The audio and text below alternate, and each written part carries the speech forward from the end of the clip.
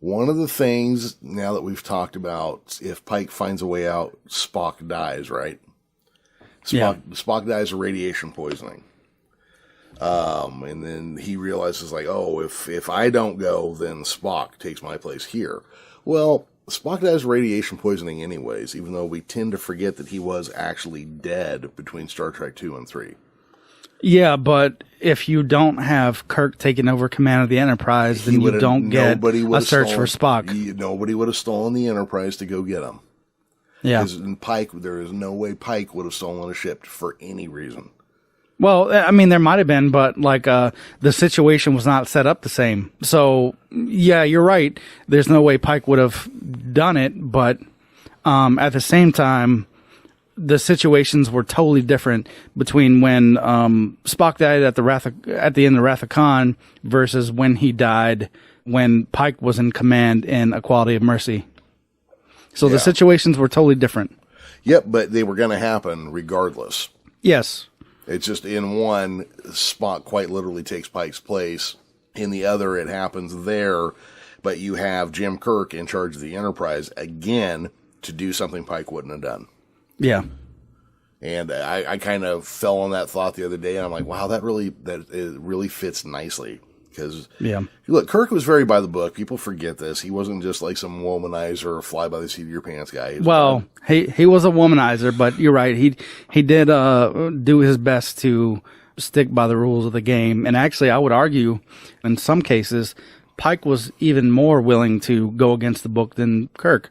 Depending on what it was, like when he was ready to assault the Starfleet security officer for Una, and I mean, no, you're right. There are definitely things there. Well, no, if you go back to Discovery Season 2, that whole situation with the chapel of the Red Angel, wherever it was, that's right. Like I was thinking about that. Now, we can't know how Kirk would have dealt with that, but I think Kirk was generally just as much a Boy Scout as Pike was.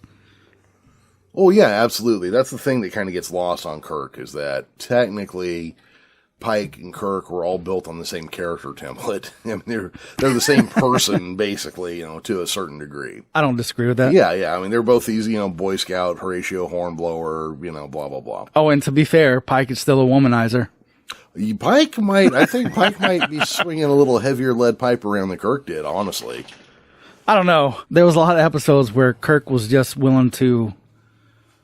Well, you know what? Maybe my JJ verse idea of Kirk is clouding my judgment here. Yeah, because I think we all have that kind of like backwards look at Kirk. Because by the time the movies come out, we definitely play it up. Yeah, that's fair. Fair. Definitely by the time the JJ verse starts, and he's waking up with 3 cat chicks in his bed or whatever. But you gotta remember, on TOS, there's like 1 or 2 more times where he talks to a girl, they kiss, and the next thing he's putting his boots on the edge of the bed. I remember watching that as a kid going, oh, so that's shorthand for, okay, I gotcha. That's how you said that in the 60s. So now when I watch cowboy movies and anybody puts on a boot, I'm like, oh, they just did it. Oh, man. I cracked myself up. So that's kind of basically where we're at. I mean, Strange New Worlds obviously takes place in the Prime Universe. It takes place during the time span that we haven't fit in here from 2259, and we assume up to 2265. Yeah. I don't really see any reason to believe anything otherwise, or anything's askew from that. So no, I mean, look, man, I've again, and we've cut out a lot of this conversation that me and you have had about canon and where Strange New Worlds fits. But every time, there's a reason why you don't never hear it from us, because I get to the end, I'm like, wait a second. I even did that in the Gorn episode last week, where I was like, the whole episode I wanted to show how much different the Gorn was, but given our conversation, I talked myself out of the fact that they don't jive together, but they kind of do, sort of, given what we've seen and what we've heard from various other shows. But yeah, there's a reason why I cut out all those conversations. Because at the end of it, I'm like, wait a second, they actually have run right up to it, but have not crossed it. Yet again.